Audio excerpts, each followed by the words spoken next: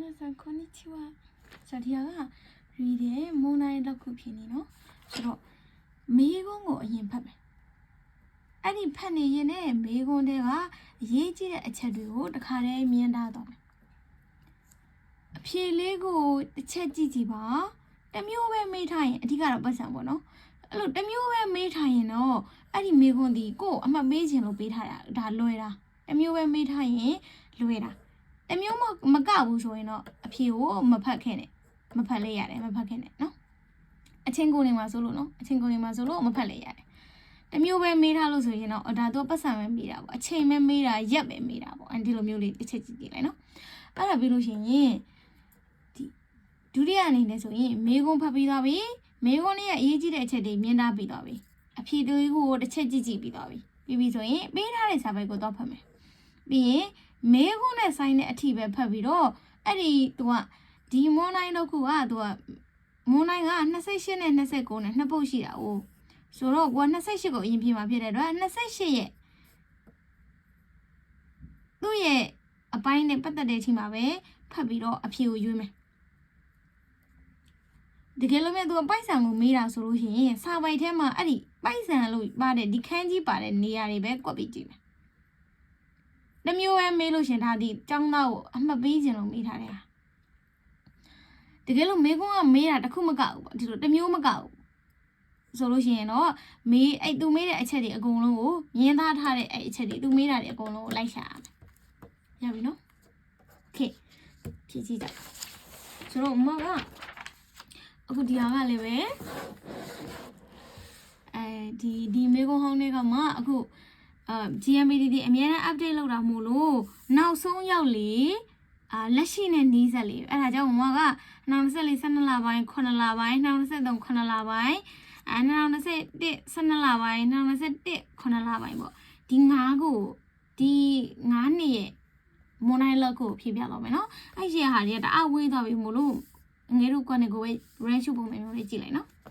โอเคငါခုပြပြဆိုတော့ဒီဟာက2024 12လပိုင်းရဲ့ဟာမွန်တိုင်းလောက်ခုမေကွန်ကဒီနားမှာပဲရှိတာမေကွန်ကဒီနားမှာပဲရှိတာဆိုတော့โอเคမေကွန်ကိုအရင်ဖတ်မယ်ရေးကြည့်တဲ့အချက်တွေမြင်သားတော့မယ်အဖြေကိုတစ်ချက်ကြည့်ကြည့်အဲ့ဒါဆိုလို့ရှိရင်ဒီမှာမေကွန်ကိုဖတ်တော့မင်းဆောင်ကတဲ့လီယိုဂါကုစိတ်သူကကျောင်းသားလီယိုဂါကုစိတ်ကျောင်းသားပြီးရင်ကလပ်ဘူးဆိုတာ club အဖွဲ့အစည်းပေါ့သူတို့နိုင်ငံသားကျောင်းသားတွေရဲ့ဒီအဖွဲ့လေးပေါ့အဖွဲ့မှာစန်ဂျူနင်းတယ်ဟာဒါဆိုတာမြင်တာတော့မှာလီယိုဂါကုစိတ်စန်ဂျူနင်းသူတို့ရဲ့အဖွဲ့လူရည်တဲ့ဒီ30အရှောနီအခဲတို့အတူတကွသွားနိုင်တဲ့အဲရန်ပြောင်းထားတာ90ဖောင်းသူကသွားနိုင်တဲ့ခိုးကြောဆိုတာစက်ရုံခိုးကြောမိကခုဒီမိခန်းကြီးရဲ့ကြည့်တဲ့ခန်းကြီးကခုဒီလေ့လာတဲ့ခန်းကြီးဆိုတော့ကြည့်ရှုလေ့လာတာပေါ့ဆိုတော့စက်ရုံကိုကြည့်ရှုလေ့လာဖို့အတွက်စာကရှိတဲ့ဤမှာရှာဖွေနေပါတယ်ယောဘီဝသွားခြင်းတဲ့နေရာကတော့ဆူယောဘီမုခုယောဘီဒူယောဘီနာရလျင်ဆိုတော့ဆူယောဘီပဲဖြစ်ဖြစ်မုခုယောဘီပဲဖြစ်ဖြစ်ဒူယောဘီပဲဖြစ်ဖြစ်ဤစွတ်တဲ့မို့ဘယ်ဟာပဲဖြစ်ဖြစ်ဘယ်နေ့ပဲဖြစ်ဖြစ်ဤဒီစကားရပါမယ်ဤချီကြီးကန်ဤနိုင်ဆိုဒီမှာမြင်ထားတာလေအရေးကြီးတဲ့အချက်တွေဤချီကြီးကန်ဤနိုင်သူတို့သွားချင်တာဒီတနာရီအတွင်းဤကျော်ဆိုရင်အဲ့ရှေ့ရကိန်းကနန်းနှစ်အဲ့ရှေ့ရကိန်းကနန်းမှာပါတဲ့အထက်ဤကဆိုရင်အရှေ့ရကိန်းကနန်းနှစ်အဲ့ရှေ့ရကိန်းကနန်းပါတဲ့အောက်E9 ကကြတော့သူ့ရဲ့အရှိရအခြေအနေရဲ့အတွင်းလို့ပြောတာ E9 ဆိုတာသူ့ရှိရဥစ္စာရဲ့အတော်အတွင်းလို့ပြောတာအတွင်းလို့ပြောတာဆိုတော့တဏှာကြီးအတွင်းနဲ့မီကာခုဒေခီတို့သွားကြည့်လို့ရနိုင်တဲ့ဒူခိုးတို့နေရာမှာ EEDS အဲ့နေရာကကောင်းတယ်တဲ့မင်းစံသားကြီးကသူတို့တွေကအဲရာဘဲတို့ရွေးချယ်နိုင်တဲ့ခိုးကြောမီကာခုကဒူရဲဒက်စ်ကသူတို့အဖွဲ့လိုက်သူတို့တွေရွေးချယ်နိုင်တဲ့ဒီသွားကြည့်လို့ရတဲ့စက်ရုံကဘယ်ဟာလဲတဲ့စနာပုစာတော့တခုပြောလိုက်ပါဦးမယ် bad dictionary found ပေါ့နောက်ကနောင်းလိုက်တယ်နော် 에라 베루 고조 곧 사용에 나오니래. 서로 어디가 나의 나오말래 나오래대. 어디가 어디 디할리 보보비야 동이야. 나의 나오말래 나 보에 나오말래 나오래대. 디셔너리 보에 나오말래 나오래대. 나 디셔너리 보에 나오래. 오케이. 서로 앞에 지지래도 ABC 반야서 디아가 대체 지지비면 그거 나옴래 우리. 또 매일이라 때문에 뭐 하고 바 매일만 고 못이 서로 저게 라이도. 사회가 더 파매. 우리네 사이네 우사오 파지지매. 매산호가 리오가구세 나가냐나 비냐로 된 장나리 아야우동세 수이 모쿠 도요비 내예예 도와지나 나나이 아도에 도와로 야래시 다음에 이해지라 리오가구세 아야우동세 수이 모쿠 도 비에 나나이 도에 다음에 서로ဒီမှာတော့ကြည့်ကြည့်မယ်ဆိုအဲ့အချက်တွေအကုန်လုံးကိုဒီမှာပြန်လိုက်တတ်ရုံပဲဆိုတော့ဒီကနံပါတ် A ကဒါစက်ရုံ A ပေါ့ဒါစက်ရုံ B ဒီနောက်ကဟာတွေကဖတ်လိုက်ရတယ်မဖတ်လိုက်ရပြဿနာမရှိဘူးเนาะပြီးရင်ဒီမှာစက်ရုံ C ရှိတယ်စက်ရုံ D ရှိတယ်โอเคကြည့်ကြည့်မယ်သူကဘာစက်ရုံလို့မပြောတဲ့တို့ကဘာစက်ရုံနေရတယ်စက်ရုံဖြစ်နေရပြီဆိုတော့ ABCD တဲ့ကသူတို့သွားချင်တာဒီလီယိုကာကုစိအယောက်30수이 모쿠도 나나이အတွင်းဆိုတော့ဒီမှာကြည့်ကြည့်မယ်ဆိုရင်သူတို့လာပြီးကြည့်လို့ရတဲ့အချိန်က10နာရီနဲ့17နာရီတဲ့ပြီးလို့ရှိရင်လိုအပ်တဲ့နာရီကတနာရီတဲ့ဆိုတို့တွေကတနာရီအတွင်းသူကတနာရီโอเคနာရီโอเคတဲ့ပြီးရင်လာကြည့်လို့ရတဲ့ရက်ကခါမိုကုခင်းနီချီရောပြီဆိုတော့ဒီမှာ수이 모쿠도တွေကဒီမှာမိုကုโอเคနေရโอเคအဲ့ဒါပြီးလို့ရှိရင်9ရက်အရှိမ9ရက်မတိုင်ခင်ကနေစပြီးတော့တဲ့ဖုန်းနဲ့ရောရခုလုပ်ပါတဲ့ရောခုကိစ္စမပါဘူးသူကမပါဘူးမရမေကုန်းထဲမှာရောခုကိစ္စမပါဘူးကြော်လိုက်လို့ရတယ်အဲ့ဒီအကြောင်းပြီးရင်လာလို့ရတဲ့လူရေတော့ကအဆိုဒီမှာ25ယောက်ပဲတဲ့25ယောက်ပဲတို့ရရောက်30အေးမရတော့ဘူးဒါဆိုတော့ A ပါနေတဲ့အဖြေပယ်လိုက်လို့ရပြီ A ပါနေလို့ဒီပဲ A ပါနေလို့ဒီ B ကပယ်လိုက်လို့ရပြီစက်ကြည့်မယ်စောနာလိုပဲကြည့်မယ်နော်ယူကာကုစေအယောက်30နန်းနေတယ်မို့ဘလူဘယ်နှယောက်နေရတယ်ဆိုတော့လူ okay တယ်โอเคလူ okay သွားပြီပြီးရင်စူအီမိုကုဒိုဆိုခဲဆိုရောပြီးကနေဒိုရောပြီးဒါခါရဆိုတော့ဆက်တိုက်ဆိုတဲ့အဓိပ္ပာယ်နော်ဆိုတော့ဂဲဆခါဆူရီမိုခုခင်းဒိုထိရတယ်ဆိုတော့နေ့ရက်โอเคနေ့ရက်โอเคပြီးလို့ရှိရင်တနာရီအတွင်းလိုအပ်တဲ့အချိန်ဒီမိနစ်30ဖြစ်တဲ့အတွက်တနာရီအတွင်းဖြစ်တယ်လေโอเคဆိုတော့ဒါဆိုရင်တို့တွေလိုချင်တဲ့အချက်ဒီမှာဒီကျောင်းသားတော့ဘာမှမပြောထားဘူးဘယ်သူနေရတယ်ဘယ်နှယောက်နေရတယ်ဆိုတော့ဘယ်နှယောက်နေရတယ်ဆိုတော့ဒီမှာအယောက်30လဲโอเคတယ်တနာရီအတွင်းလဲโอเคတယ်နေ့ရက်ကလည်းဒီမှာအဆင်ပြေတဲ့ရက်ကိုသွားလို့ရတယ်တို့တွေသွားချင်းတဲ့ရက်နဲ့သူလက်ခံတဲ့ရက်နဲ့ကအဆင်ပြေတယ်ဆိုတော့ဒါဒီ B ဒီအဆင်ပြေတယ်ဒါဆို B သွားလို့ရတယ် B โอเคအဲ့လိုမလား B ကသွားလို့ရတယ်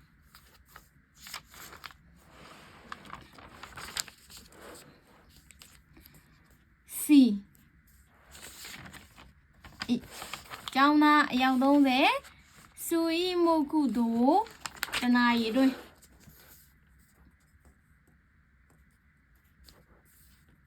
ဒီဆိုရောနာကြည့်ကတနာရီโอเคတယ်နာရီโอเคတယ်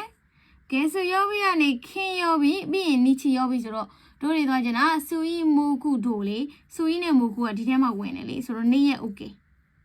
အဲ့ဒါပြီးရင်တို့သွားခြင်းနဲ့လူအရေတော့ကလီယိုကာကုစေအယောက်30ဒီမှာလူကိုသွားကြည့်တော့သူဒီဆိုဒီမှာဒီအီဂျိုကိုဖမ်းထားတာရှော့ကောက်စေမူလာရန်ကလေးလေးတွေကအယောက်150ထိလာလို့ရတယ်ချူကောက်ကုစေအီဂျိုအလေရန်ကလေးတွေနဲ့သူ့ရဲ့အထက်ဆိုတော့ဒီခိုစေးပါတယ်ဒိုင်းကကုစေးပါတယ်အခုလီယိုကကုစေးပါတယ်လီယိုကကုစေးဆိုတာ18နှစ်မပြည့်ပဲနဲ့ 16နှစ်မပြည့်ပဲနဲ့တခြားနိုင်ငံကိုပညာတော်သင်သွားလို့မရဘူးလေဆိုတော့သူတို့တွေက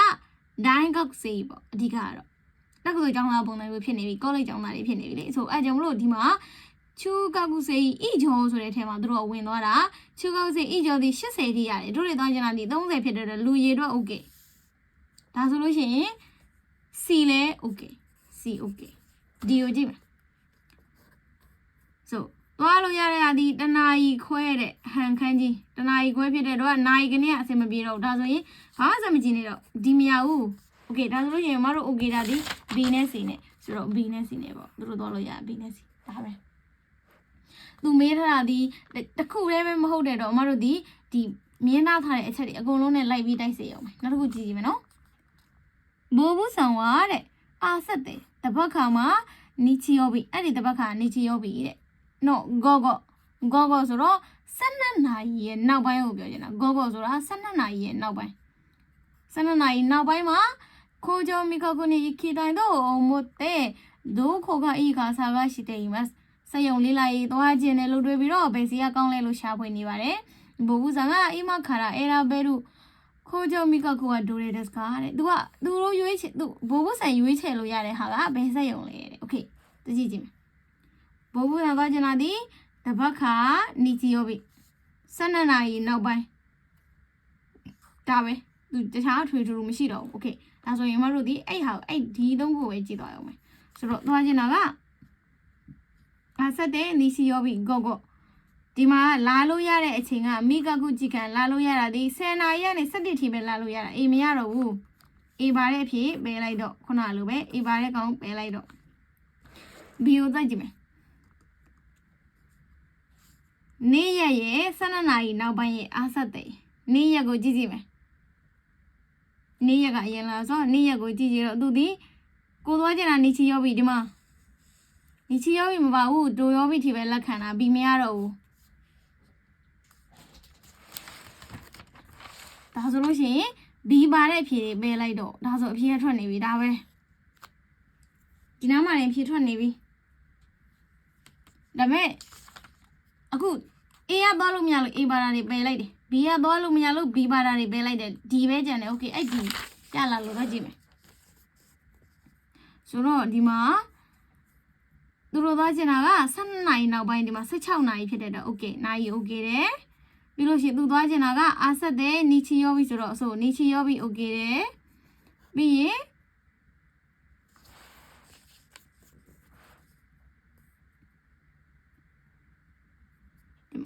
ယောရခုကတဲ့မရဲ့နော်ဟိဆိုတော့မလာခင်ရက်ပေါ့သူကမနေ့ပြန်သွားမယ်ဆိုဒီနေ့ပေါ့ဆိုတော့သူရှေ့ရရက်ထီတဲ့ဖုံးနဲ့ယောရခုလှမ်းပြီးလုပ်လို့ရတယ်တဲ့ဆိုတော့သူသွားကျင်တာအားဆက်တဲ့တစ်ဖက်ကဖြစ်တဲ့တော့ကြားထဲမှာတရက်တောင်အချိန်ရနေသေးတယ်လေဆိုတော့ဒီကလည်း okay ဆိုတော့ဒီပဲတကယ်တော့ဒီ A နဲ့ B နဲ့ကိုပယ်လိုက်တဲ့အချိန်မှာတော့ဒီမှာရနေပြီနော်ကိုကဒီဟာပဲကြံနေတာကိုစိတ်ထဲမှာစိတ်ပူလို့သွားကြည့်ချင်တယ်ဆိုရင်အဲ့လိုတော့ပြန်ပြီးတော့ဒီမှာ check လုပ်လိုက်လို့ရတယ်ဆိုတော့ဒီအဲ့ဒါဆိုရပြီเนาะဒါပေမဲ့ဒီမှာဒီ C လေး C ကိုကြည့်ရင် C လေးပဲရတယ်ဘာလို့လဲဆိုတော့သူသွားချင်တာက7နှစ်နောက်ပိုင်းဒီမှာ73နာရီကနေပြီးတော့ဝင်လို့ရတယ်ဆိုတော့ဒီက7နှစ်နောက်ပိုင်းဟုတ်တယ်ဒီမှာသူသွားချင်တဲ့နီချီယောဘီလည်းဟုတ်တယ်ဒါပေမဲ့ဒီ C ကအဆင်မပြေဘူးဘာအဆင်မပြေလဲဆိုရင်ရော်ရကုလုပ်တဲ့နေရာမှာအဆင်မပြေဘူးအရှုကမရဲ့တပတ်ရဲ့ရှေ့မှာတပတ်မတိုင်ခင်ကလေးအရှိကိုတပတ်ကြိုပြီးတော့ဖုံးဆက်ပါလို့ပြောတာ။ तू သွားချင်တာကမနေ့ပြန်တပတ်ခါမနေ့ပြန်တပတ်ခါဆိုတော့2ရက်လေဒီကို तू သွားချင်တဲ့ရက်နဲ့လက်ရှိရောက်နေရက်နဲ့2ရက်ပဲရှိရဆိုတော့တပတ်မရှိဘူးဆိုတော့မရဘူး။တကယ်တော့ဒီနားမှာလည်းအဖြေရထွက်နေပြီနော်။ Okay ဆိုတော့ဒီဟာတပုတ်အဲ့ဆိုနောက်နေ့ကိုတော့ကြည့်ကြည့်မယ်။နောက်တစ်နေ့ကြည့်မယ်နော်။ Okay ဆိုတော့နောက်တစ်နေ့ကဆောနာမပြောသလိုပဲငါတို့လုံးမှာဒီမေကုန်းကိုအရင်ဖတ်မယ်အဖြေကိုတစ်ချက်ကြည့်ကြည့်မယ်မေကုန်းဖတ်ကြည့်တော့ဂျေးဆန်ကတဲ့ရှောကကစိနော်မူစုမဲ့ဒီခန်းကြီးကအခုဒီနားမှာဖူဒီကနာမပါဘူးလေပြဿနာမရှိဘူးစာပိုက်ထဲမှာပဲဒီနောက်မှာပေးတယ်သူကျောင်းသားကိုစိတ်ညစ်အောင်လို့အဲ့လိုလုပ်တယ်အနောက်မှာပေးထားတာကိုဒီအရှိရဥစ္စာမှာမပါလာအဲ့လိုမျိုးဖြစ်နေတယ်โอเคဆိုတော့ဒီမှာ ဒီရှောကကစိနော်မူဆူမဲဆိုတော့ဂျေဆန်ရဲ့သူ့သမီးရဲ့ပေါ့ဂျေဆန်ရဲ့သူ့သမီးမူလန်တဲ့အကြောင်းသူကလေးလေးပေါ့ပြီးတော့ဖူသားလေးတဲ့သူတို့နှစ်ယောက်ကတဲ့ပီဇာကိုစကူလီနီဤခီတိုင်းဒက်ဘန်နီဘမတ်နော်ဘန်နီဘမတ်ဆိုတာအရှိအဘက်ကိုပြုတ်လို့ဖို့အတွက်အနောက်ကဘက်ကိုလုံးမယ်ဆိုတဲ့အဓိပ္ပာယ်နီဒီဖို့ရန်အတွက်အဓိပ္ပာယ်ဦးဆိုတော့ပီဇာပြုတ်လို့ဖို့အတွက်သွားမယ်တဲ့ဂျေဆန်ကတဲ့အေပရွန်ဆိုတာဒီထမင်းချင်းအရှိမဆိုတဲ့ဟာလေအေဘရွန်ကမော်တဲဤခီမတ်ကယူသွားမယ်တဲ့ဒါယူတဲ့ခန်းကြီးဂျေဆန်ကအေဘရွန်ကိုယူသွားမှာဆိုပေမဲ့တဲ့မူဆူမဲတော်မွန်တို့ကသူသမီးအတော့ကတော့တဲ့ခါရီရုစုမိုဒီဆိုငှားမယ်တဲ့ဂျေဆန်တာချီကဂျေဆန်တို့သားမီးနှစ်ယောက်ကတဲ့ပီဇာခ ्यो ရှိစွနီဟာရာဦးဒီခန်းကြီးသိရမရဒီဟာရာဦးဆိုတော့ပတ်စံပေးချေတာတနေရာပဲသုံးတယ်ဟာရာဦးဆိုပတ်စံပေးချေတဲ့နေရာတနေရာပဲသုံးတယ်ဒီကောင်လေးဝါတာရှိကမူလေးကလက်နဲ့ပတ်စံယူပြီးပေးလိုက်တယ်ဟာရာဦးလီဟောခင်ဝဒိုနာလီမတ်ကာတဲ့သူပေးချေရမယ်ပတ်စံကဘလို့ဖြစ်မှာလဲတဲ့ဒီမှာအဖြေလေးကိုကြည့်လိုက်တော့ပိုက်ဆံနေကြီးပဲတွေ့လားဂျေဆန်ရဲ့ပိုက်ဆံမူဆူမဲရဲ့ပိုက်ဆံပေါ့ပိုက်ဆံနေကြီးပဲရှိတာဆိုတော့ပိုက်ဆံနေကြီးပဲရှိတာဆိုတော့ပိုက်ဆံမေးတဲ့ပုတ်ဒီအလွယ်သုံးမယ်စားပိုက်ကိုသွားပိုက်ဆံရှိတဲ့နေရာလေးကြီးပဲအဲ့လိုဒီလိုပဲချစ်ပလိုက်ဆိုတော့ဒီမှာပိုက်ဆံရှိတာဒီကနေပိုက်ဆံမပါဘူးဒီမှာပိုက်ဆံမပါဘူးပိုက်ဆံရှိတာဒီစရာပိုက်ဆံရှိတယ်ဒီများမှာပိုက်ဆံရှိတယ်ဒါပဲအဲ့နှစ်ခုကြည့်ရပြီအော်ဒီနားမှာပိုက်ဆံရှိတယ်ဒီဟာလေးမဖတ်လည်းရပြီမဲ့ဒါလည်းပိုက်ဆံမယ်โอเคဒါဆိုဒီသုံးခုပါဒီမဲ့ဒီစရာပိုက်ဆံရှိတယ်ဒီနားမှာပိုက်ဆံရှိတယ်ဒီနားမှာပိုက်ဆံရှိတယ်ဆိုတော့ဒီနားလေးမှာကွက်ဖတ်လိုက်ရင်ရသွားပြီโอเคအဲ့တော့ဖတ်ကြည့်မယ်ဆိုတော့ဒီမှာအရေးကြီးတဲ့ချက်တွေမြင်လာခဲ့တာကဂျေဆန်ရဲ့သူ့သမီးငယ်ငယ်လေးရဲ့2ယောက်ဂျေဆန်နဲ့သူ့သမီးနဲ့2ယောက်သွားမယ်သူ့သမီးအတွက်အေဘရွန်ကငှားမှာအေဘရွန်ကဂျေဆန်တော့ကအိမ်ကယူသွားမှာပဲမဲ့သူ့သမီးတော့ကငှားမှာပြီးလို့ရှိရင်သူပေးရမယ်ပိုက်ဆံโอเคဒါဆိုပိုက်ဆံဆိုတော့ဒီမှာပေးရမယ်ပိုက်ဆံလေးရောခင်ကတဲ့လူကြီးဆိုရင်1500တဲ့အလဲတန်းကျောင်းသားနဲ့အထက်တန်းကျောင်းသားတွေဆို1200ရှောဂကုစေဣကလေအရှိရကောင်နဲ့ဣကဆိုရင်အရှိရဟာအပါဝင်အရှိရဟာနဲ့သူ့အောက်ဆိုတဲ့အတိတ်ပဲဆိုတော့ဂျေဆန်ရဲ့သမီးကရှောဂကုစေလေဆိုတော့ရှောဂကုစေအပါဝင်ရှောဂကုစေရဲ့အောက်ငယ်တဲ့ဟာပေါ့ဆိုတော့ဒါဆိုရင်ဒီထဲမှာပါသွားပြီဆိုတော့ဂျေဆန်ကမအေးဖြစ်တဲ့လူကြီးမို့လို့1500ဂျေဆန်က1500ပေးရမယ်သူသမီးက1000ပေးရမယ်တော့ဂျေဆန်တော့က1000သူသမီးတော့1500ကမှဂျေဆန်တော့က1500သူသမီးတော့က1000ပြီးတော့ရင်နောက်တော့ပတ်စံရှိတဲ့ဟာကြည့်ဒီမှာဆိုတော့ရှောဂကုစေဣကနော်အိုခိုဆာမဝါတဲ့ရှောဂကုစေဣကဒီမူလာနဲ့ကလေးလေးတွေနဲ့သူ့ရဲ့အောက်ကကလေးလေးတွေဆိုတော့ကလေးတွေဆိုတော့တဲ့အိုဒိုနာနော်ဟိုတော့အရှောနိခိတဲ့ကိုလာဆိုင်လူကြီးနဲ့တူတူလာပါတဲ့အဲ့ဒါပြီးလို့ရှိရင်အေဘရွန်ကဟီဆိုယောမုံလုံးမှာဆိုတော့အေဘရွန်အင်ကြီးတွေပေးပါလေအဲ့ကြောင့်အေဘရွန်ကလိုပါတယ်တဲ့မီဆဲရဲ့အေဘရွန်ကိုခါရီတို့ခုတ်တုံကိုဒဲခိမတ်ဆိုင်ရဲ့အေဘရွန်ကိုငှားလို့ရပါတယ်တဲ့တယောက်ကို200တဲ့ဆိုတော့ဂျေဆန်ကပါလာတယ်သူသမီးကမပါလာဘူးသူသမီးတော့ငှားပါလေဆိုတော့တယောက်စာငှားမှာဆိုတော့200သူသမီးရဲ့အေဘရွန်တော့သူသမီးရဲ့အေဘရွန်တော့200ပြီးရင်နောက်ထပ်ပတ်စံရှယ်ဒီနာလေးလေဆိုတော့ဒီဟာကွက်လေးဖတ်မယ်ဆိုတော့ဒီမှာကစားပစ်စုဒါဆိုင်ရပေးတာပေါ့စားပစ်ပေးမှာကတဲ့ဒီမှာမီဆဲတဲ့ထားဝဲတို့အုတ်ဖြောက်ကူစားမှာဆိုင်မှာပဲစားတော့မယ်ဟာကိုကိုမုံလို့ပြီးကိုကိုစားမယ်ဟာပေါ့ဆိုင်မှာပဲစားတော့မယ်သူကတဲ့ဒီအောက်ကနှစ်ခုပေးမှာပေါ့နော်မီမိုနိုရစားလာတာတောက်စရာနဲ့အတုပ်ပေးမယ်တဲ့ပြီးရင် ice cream ရေခဲမုံကျွေးမယ်တဲ့ရေခဲမုံကဘာလဲဆိုရင်ဂေါ်နေဤကျော်9ယောက်နဲ့အထက် customer တွေကိုကျွေးမှာဒီဘက်ကပတ်စံရှိတဲ့ဟာလေးကြည့်မယ်ဒီမှာမိုတဲခိုင်တို့ဖျက်ကူဆောင်မှာမုံကိုယူပြီးအိမ်ပြန်သွားမှာသူတို့လုပ်တဲ့ဗီဇာကိုဆိုင်မှာမစားဘူးယူပြန်သွားမှာပြန်သွားမဲ့သူတွေကိုတဲ့900ပတ်စံ900တန်ဖိုးရှိတဲ့ချစ်ကတ်ဆိုတစ်ကတ်ပေါ့ပ ပတ်စံ900တန်ဖို့ရှိတဲ့တစ်ကတ်ကိုပေးပြီးတော့တဲ့ခွန်းတို့နောက်တစ်ချိန်ဆိုင်ကိုလာလို့ရှိရင်စကတ်တဲ့ခူရာဆိုင်သုံးပါတဲ့ဆိုတော့ဒီဟာဒီအိမ်ကိုပြန်တယ်မဲ့သူတွေကိုဆိုင်ရပြန်ပေးတဲ့ပိုက်ဆံဆိုတော့ဂျေဆန်ပေးချေရမယ့်ပတ်စံနဲ့ဒီပတ်စံတွေကဘာမှမဆိုင်ဘူးဆိုတော့ဒါပဲ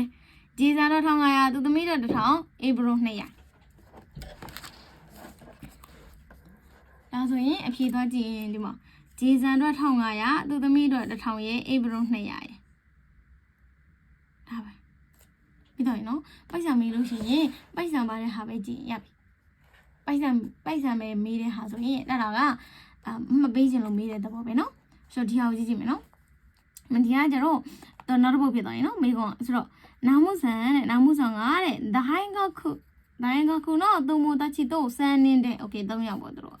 3ယောက်ပြီးတာကျော်ရှိစနီရောရခုရှိမှရှိတာပုံကင်တင်ခဲ့တယ်တဲ့နာမှုဆန်တချီကတဲ့ပြီးတာကျော်ရှိစနော်အဲ့ဒီဗီဇာလုပ်ပြီးသွားရင်အဲ့ဒီဗီဇာတင်နှန်းပြီးသွားရင်စုခတ်တာဗီဇာကိုသူတို့လုပ်ခဲ့တဲ့သူတို့ပြုလုပ်ခဲ့တဲ့ဗီဇာကိုထားပဲတဲ့ခါရဲတော့တို့အိုမိုတေမတ်စာပြီးတော့ဘတ်တဲ့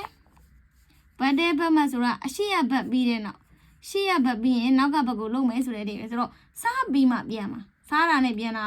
တဲခံတာတော့စားပြီးမှပဲသူတို့ပြန်မှာဗီဇာကိုထားပဲတော့တို့ခင်းနေဗီဇာစားတဲ့အချိန်မှာနားနေကိုဘာကိုစားပဲစုရှိတဲ့မိုရာအမတ်ကいただきますもらいますအဲ့ဒါတွေကကိုယ်ကရမယ်ဟာလေဆိုတော့ service ကိုပြောနေတာ service ဒီမှာ service ဒါပဲဆွမ်းနာတို့တွေဖတ်ပြီးသားဆိုတော့ဒီမှာကြည့်ကြည့်မယ်ဆိုလို့ရှိရင်သူတို့က3ယောက်ဗီဇာကိုစားပြီးမှပြန်မှာဘာစားပေးရမှာလဲတဲ့ဆိုတော့ဒီမှာဆိုင်ထဲမှာစားမဲ့သူအိမ်ကိုယူသွားမဲ့သူဆိုတော့ဆိုင်ထဲမှာစားမဲ့သူဒီကွက်ပေါ့သူတို့ကဒီကွက်ထဲကိုဝင်သွားပြီဆိုင်ထဲမှာစားမဲ့သူဘာရမှာလဲဆိုရင်နော်မီမိုနိုနဲ့စားတာ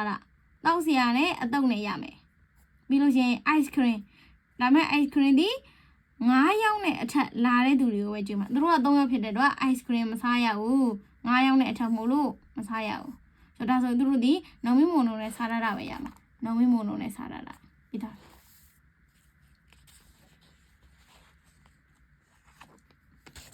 အဲ့ဒါကြည့်မယ်နော်မေကွန်ဖတ်မယ်အဖြေလေးကိုတစ်ချက်ကြည့်မယ်ဒီမှာမေကွန်ဖတ်ကြည့်မယ်ဆိုရင်ရောမမချစ်ထားတဲ့ဟာတွေမစတင်ထားလို့နော်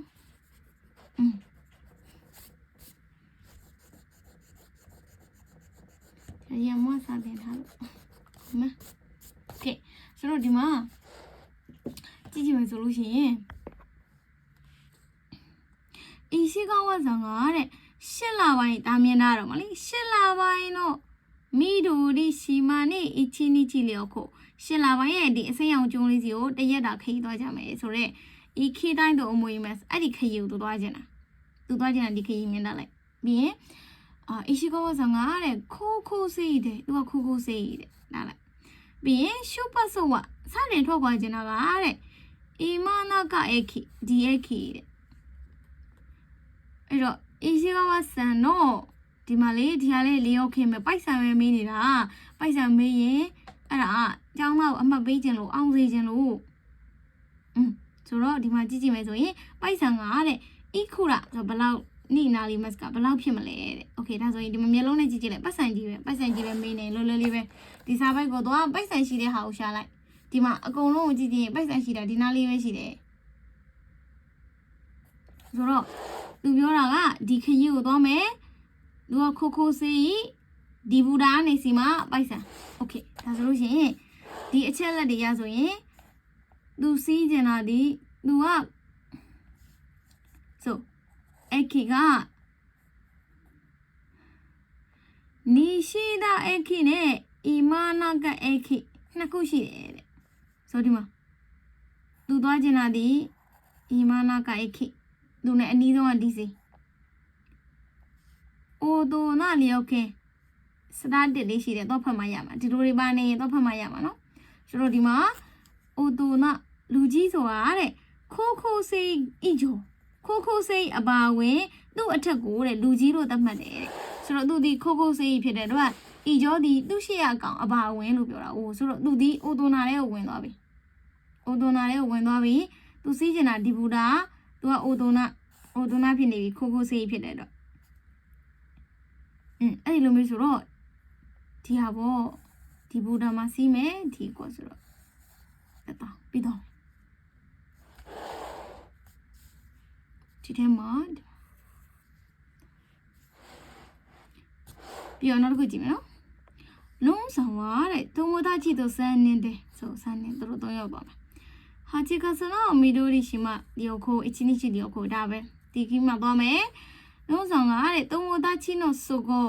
ဒီဆိုကောကအခြေအခါအစင်ပြေလားမပြေဘူးလားဆိုတဲ့အတိတ်ပဲနော်ဆိုတော့တငယ်ချင်းရဲ့အခြေအနေကိုမေးပြီးတော့အခီးတယ်မေးပြီးတော့တဲ့မန်းမိုရှိမရှိတာသူနှုံးမက်ခဲ့တယ်သူတို့3ယောက်သွားကြတာအိုးဆိုတော့3ယောက်ကိုမေးပြီးတော့သူနှုံးမက်ခဲ့တယ်တဲ့စန်းနင်းကမင်းက3ယောက်စလုံးအကုန်လုံးအာအီသိန်းတို့ဒီဟာဥမတာဒီဟာခဏလာတဲ့အန်ဖောမှာအာအီသိန်းတို့ဆိုတာလွတ်နေတာကိုပြောတာအားလက်တာလွတ်တာပေါ့အခန်းနေဆိုရင်လွတ်တာပေါ့ထိုင်ကုန်နေဆိုလဲနေရာလွတ်တာပေါ့အဲ့ဒီလိုမျိုးနော်ဒီကလွတ်တဲ့ခန်းကြီးနော်အာအီသိန်းတို့ဆိုတာလွတ်တာဆိုတော့3ယောက်တလုံးလွတ်တဲ့နေရက်ကတဲ့အဲ့ဒီနေရက်မှာယောယာခုဒေခီရုနောဝအိဆုတက်စကဘူကင်လုံးလို့ရတဲ့ရက်သူတို့3ယောက်အားတဲ့ရက်ထဲကဘူကင်လုံးလို့ရတဲ့ရက်ကဘယ်တော့လဲဘယ်ရက်လဲတဲ့ဆိုတော့ဒီမှာဒီဟာကိုကြည့်ကြည့်မယ်ဆိုရင်သွားမှာက3ယောက်ခရီးကိုသွားမှာဒါပေမဲ့သူတို့3ယောက်ကအားတဲ့ရက်3ယောက်တလုံးအားတဲ့ရက်ရွေးရမယ်ယောယာခုလုံးလို့ရတဲ့ရက်ကိုရွေးရမယ်ဆိုတော့အရင်တော့ဒီမှာ9ရက်ရယ်12ရက်ရယ်19ရက်ရယ်အားတာ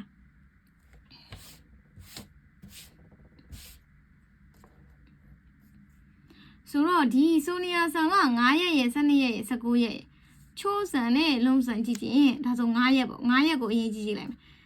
ချိုးဆန်က9ရက်မအားဘူးဒါဆို9ရက်ကမဟုတ်တော့ချိုးဆန်မအားဘူးလေ12ရက်ကိုလိုက်ကြည့်ကြည့်မယ်12ရက်သူအားတယ်ချိုးဆန်အားတယ်အော်တော့လည်းအားတယ်ဒါဆို12ရက်သူတို့ရွေးလို့ရမယ်19ရက်ဆက်ကြည့်မယ်19ရက်ချိုးဆန်19ရက်အားတယ်လုံးဆန်19ရက်အားတယ်19ရက်လည်းအားတယ်ဒါဆိုရင်သူတို့3ယောက်အားတာဒီ12ရက်နေအားတယ်19ရက်နေအားတယ်ဆိုတော့ဘူကင်လုံးလို့ရတဲ့ရက်ကိုတွက်ကြည့်မယ်ဆိုတော့ကိုကဘူကင်လုံးချင်တာလေဆိုတော့ဒီမှာယော်ရခုနိဆိုရင်ဒီလိုတော့ဖန်ရပြီလေဘူကင်လုံးချင်နေဆိုရင်တဲ့ဆိုတို့တွေအားတာဒီ12ရက်နဲ့19ရက်ပဲအားတာအိုးဆိုတော့19ကြည့်ကြည့်လိုက်တော့12ရက်နေ့ကဆိုယော်ရခုဒေခီမဆန်တဲ့ဒါဆိုရင်12ရက်နေ့ကယော်ရခုလုံးလို့မရတော့ဘူး19ရက်နေ့ကဒေခီမတ်ဒါဆိုရင်ဒီခရီးကလည်းဒီခရီးအစီအစဉ်ကလည်း19ရက်နေ့မှာ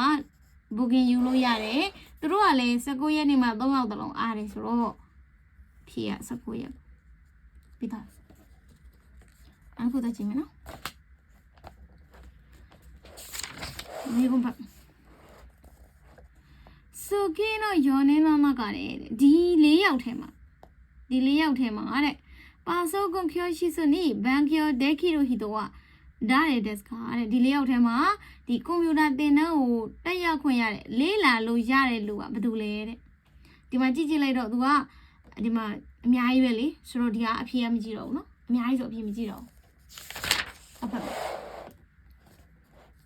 ပါဆိုကွန်တော့ကျော်ရှိစနော်အိုရှိရစေဒီကွန်ပျူတာသင်တန်းရဲ့အကြောင်းကြားတာအတိပေးတာပေါ့နော်ဆိုတော့ဂိုင်းကိုကိုချင်းတော့မင်းသားဆန်နီနိုင်ငံသားတွေအတွက်ရာဇရှိနေဟုံးကောတဲ့ရာဇရှိနေဟုံးကောဆိုတာလွယ်ကူရိုးရှင်းတဲ့ဂျပန်သားလို့ပြောတာ level အမြင့်အစကလုံးကြီးတွေမသုံးဘူးလို့ပြောတာသူကအန်4 and 3 level နဲ့ပဲသူပြောပြမယ်လို့ပြောတာအဲ့ဒီတော့လွယ်ကူရိုးရှင်းတဲ့ဂျပန်သားနဲ့တဲ့ပါဆိုကွန်တော့စခိုင်းခတ်တာကိုဆယ်စုံမဲရှိမယ်ရှင်းပြမယ်တဲ့ဆယ်စုံမဲရရှင်းပြတာဘလို့ရှင်းပြတာလဲဆိုရင်အကူကပြောပြလို့ရှင်းရှင်းလင်းလင်းသိသွားတယ်အကူကပြောပြလို့ရှင်းရှင်းလင်းလင်းသိသွားတယ်ဆယ်စုံမဲ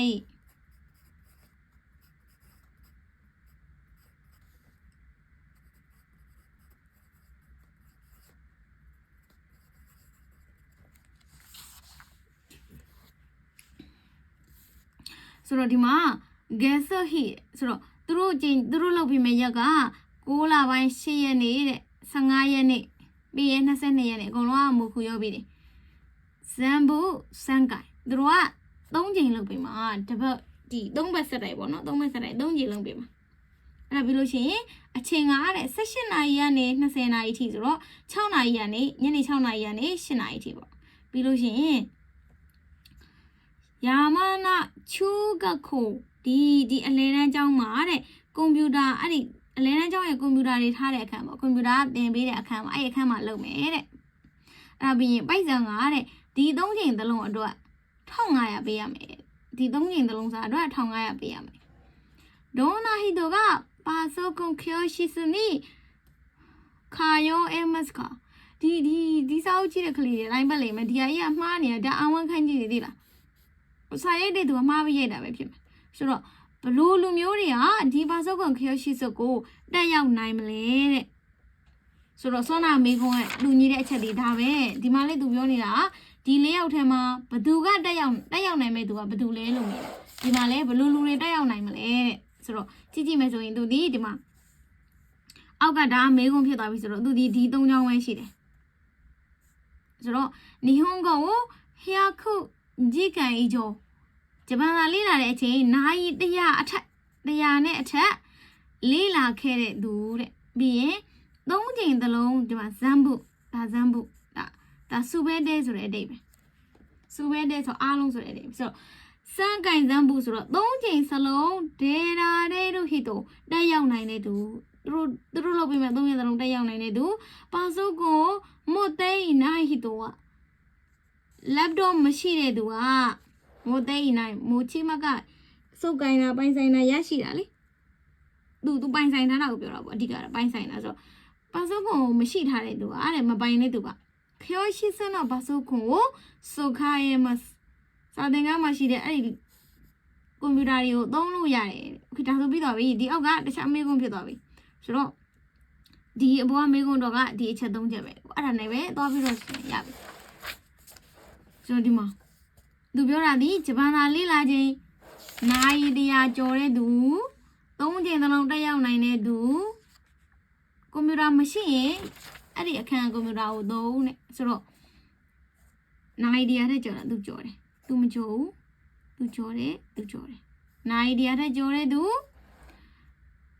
3ချိန်သလုံးတက်ရောက်နိုင်တဲ့သူဒီမှာခေါ်ရှိစုနေဤခဲနိုင်ဤခဲမကတော့တာဤခဲနိုင်မသွားနိုင်တဲ့နေတဲ့15ရက်နေမသွားနိုင်ဘူး20ရက်နေမသွားနိုင် तू က3ရက်တလုံးတက်နိုင်နေသူပဲရမှာဆိုတော့ဒါဆိုရင်ဒီမှာ तू မရဘူးဒါဆိုအဖေရနေပြီလေမာရီယိုဆန်ကဒီမှာဒီဂျပန်ကလေးလာတဲ့အချိန်နဲ့ तू ဘယ်ခံလိုက်ရပြီဒီအောက်က2ယောက်က3ရက်တလုံးမတက်ရောက်နိုင်လို့ပေးလိုက်ပြီဒါပဲ तू ပဲကြံတော့တာ तू ကပါစုပ်ကိုမရှိဘူးတဲ့ပါစုပ်ကိုမရှိလဲအဲ့ဒီအခန်းကပါစုပ်ကောင်သုံးလို့ရတယ်လို့သူတို့ပြောထားတယ်လေဆိုတော့အဖေကဒါပဲထွက်တယ်နော်ဆိုတော့ဒါဆိုလို့ရှိရင်ဒီဟာကဂျေမူဆန်ပေါ့โอเคအဲ့ဒါလည်းကြည့်မယ်နော်ဆိုတော့ဒီဟာကဂျိန်းဆန်ကတဲ့ပါစုပ်ကောင်ခေါ်ရှိဆိုတဲ့ဘန်ကျော်ရှိတိုင်းတို့အိုမိုတေးမစကဂျိန်းဆန်ကတဲ့အဲ့ဒီကွန်ပျူတာ3နေတင်ပေးတဲ့စီမှာသွားပြီးလေ့လာခြင်းတယ်လို့တွေးနေပေမဲ့6လပိုင်း1ရက်နေ့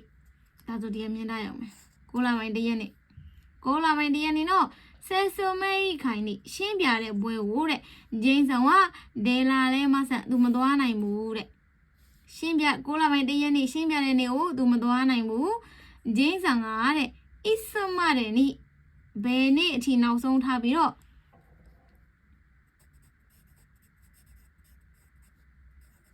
နာနီမရဲ့နီဆိုတာသူ့အရှိရဟာမတိုင်ခင်ဆိုတဲ့အတိတ်ပဲသူ့အရှိဟာအဲ့နေ့ဒီနေ့ရထားပါတော့6လပိုင်း1ရက်နေ့တာဖြစ်ခဲ့ရင်6လပိုင်း1ရက်နေ့မတိုင်ခင်ဖြစ်တဲ့တော့6လပိုင်း1ရက်နေ့ဒီမပါဘူးသူ့ရှိရဟာမပါဘူးအဲ့ဒါရဲ့မတိုင်ခင်ဆိုတဲ့အတိတ်ပဲနာနီမရဲ့နီဆိုတာကသူ့ရှိရဥစ္စာပါတယ်အဲ့ဒီနေ့အထိဆိုတဲ့အတိတ်ပဲအဲ့ဒီအထိအဲ့ဒါကိုနောက်ဆုံးထားပြီးတော့ဆိုတဲ့အဓိပ္ပာယ် နောက်ဆုံးထားပြီးတော့အဲ့ဒီနေ့ကိုနောက်ဆုံးထားပြီးတော့အဲ့ဒီအချိန်ကိုနောက်ဆုံးထားပြီးတော့ဆိုတဲ့အတိတ်ဆိုတော့ဒီမှာသူပြောချင်တာအီဆိုမတဲ့နေ့ဘယ်နေ့အထိနောက်ဆုံးထားပြီးတော့အိုခါနဲ့အိုဟာရာကိုပတ်စံပေးသွင်းရမှာလေတဲ့ဟီစီယောကလီမတ်ကဘယ်နေ့ကိုနောက်ဆုံးထားပြီးပတ်စံသွင်းရမှာလေတဲ့โอเคအဲ့ဒါဆိုလို့ရှိရင်သူပြောချင်တာ6လပိုင်း1ရက်နေ့ရဲ့စေစုံမဲခံကိုမတက်နိုင်ဘူးသူဘယ်နေ့ကိုနောက်ဆုံးထားပြီးပတ်စံသွင်းရမှာလေဆိုတော့ဆောနာတော့ဒီထီဆောနာဖြစ်ကြည့်ပြီးတော့ဒီအောက်ကိုဆက်ကြည့်အောင်မယ်လေဆိုတော့ဘာစောကခဲရှိတဲ့ဘန်ကီယရှိတိုင်းဟီတော့ဒိုရှိမတ်ကဘာလို့ရမှာလဲတဲ့ဆိုတော့ဘာလို့ရမှာလဲဆိုရင်8လပိုင်း24ရက်နေ့မှာဖုန်းနဲ့ရောရခုလုပ်ပါ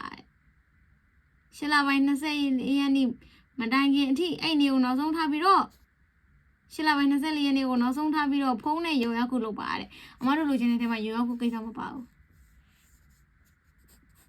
အမတို့သိချင်တဲ့ထဲမှာအမတို့ရဲ့အချက်ထဲမှာရောရခုကိစ္စမပါဘူး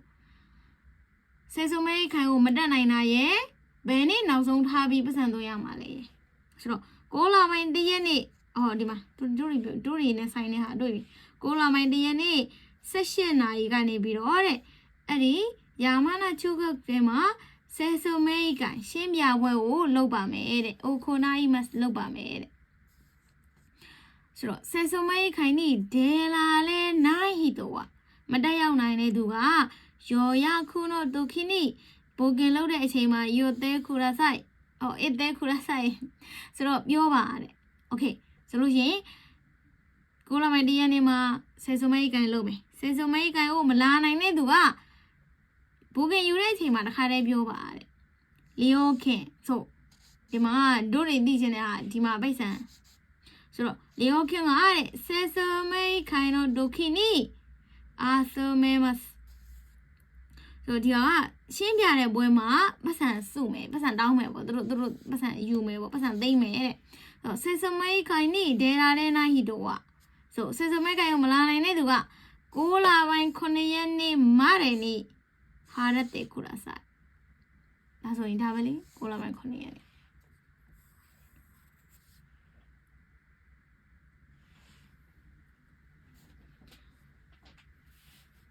မေကုန်းကိုဖတ်ရင်နဲ့ရေးကြည့်တဲ့အချက်တွေကိုမြင်လာတော့ရင်အဲ့အတိုင်းတိုင်းပြန်ချရုံပဲเนาะအဖိုးရဲ့ reading က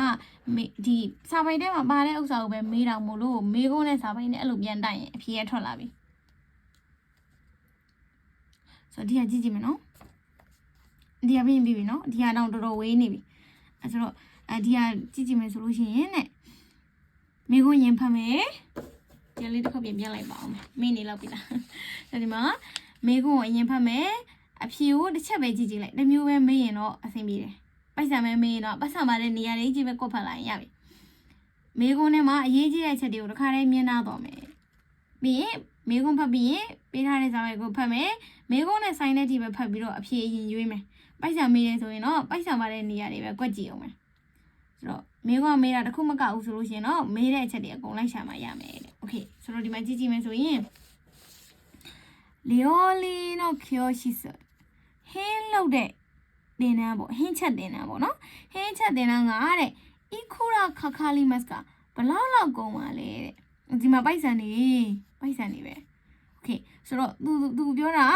ဟင်းချက်တဲ့သင်တန်းကပိုက်ဆံဘလောက်ကုန်ပါလဲလို့ပြောတာဆိုတော့ဒီမှာကြည့်တော့သင်တန်း၄ခုရှိတယ်ဒီမှာခေါင်းစဉ်ကြီးပဲဖတ်ကြည့်လိုက်အိုဘန်သူကိုစုခရီမရှောထမင်းဘူးလောက်ရအောင်ဆိုတော့ဟင်းနဲ့ထမင်းအတူတူပဲလေဆိုတော့ဒီကောင်ပေါ့ပြီးရင်တန်းနဲ့စုဆိုတော့ဒါကတန်းနဲ့စီရိုက်တာလေဆိုတော့ဒါကအာကစားကြီးဒါအာကစားကြီးဆိုတော့မဆိုင်ဘူးပြီးရင်jogging ဆိုတာကျမ်းမာရေးနဲ့ညီညွတ်အောင်အနှေးပြေးတာပေါ့နော်အနှေးပြေးတာကိုပြောတာဆိုတော့ဒီဟာကလည်းအာကစားပေါ့နော်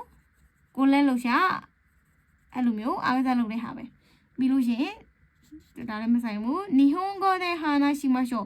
ဂျပန်သားနဲ့စကားပြောကြရအောင်ဆိုတော့ဒါက speaking ဂျပန်သား日本語ဂျပန် speaking class ကြီးလေးမဆိုင်ဘူးဆိုတော့ဒါဆိုရင်လျော်လီနဲ့ဆိုင်တာဒီကောင်ပဲဆိုတော့မတို့သိချင်တာဒီပိုက်ဆံဆိုတော့ဒီမှာပိုက်ဆံပဲကြည့်လိုက်တော့လေအိုခါနဲ့ရတယ်ဒီမှာတစ်ချိန်ကို900ပေးရမယ်ဆိုတော့ဒီမှာကြည့်ဒီမှာတစ်ချိန်900ပြီးတော့ပြီ